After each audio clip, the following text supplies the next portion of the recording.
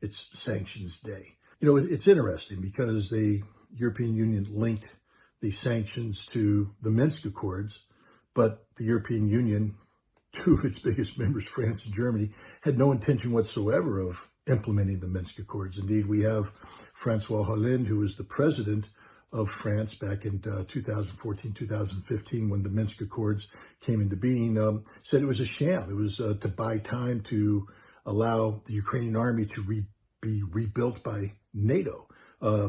Angela Merkel, the Chancellor of Germany, said the same thing. So did Petro Poroshenko, the Ukrainian president. It needs to be pointed out that the EU is the economic arm of a gaggle of organizations and institutions, which include the North Atlantic Treaty Organization, all of which serve fundamentally at the behest of the United States.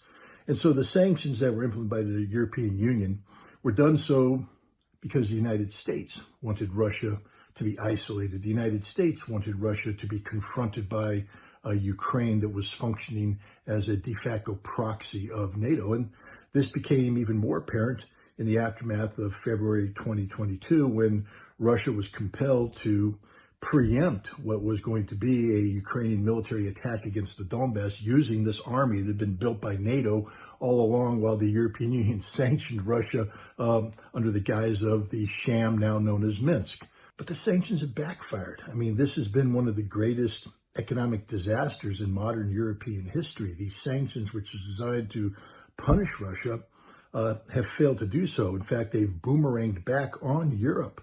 And Europe continues to move forward, putting more sanctions. All the while, Russia gets stronger economically.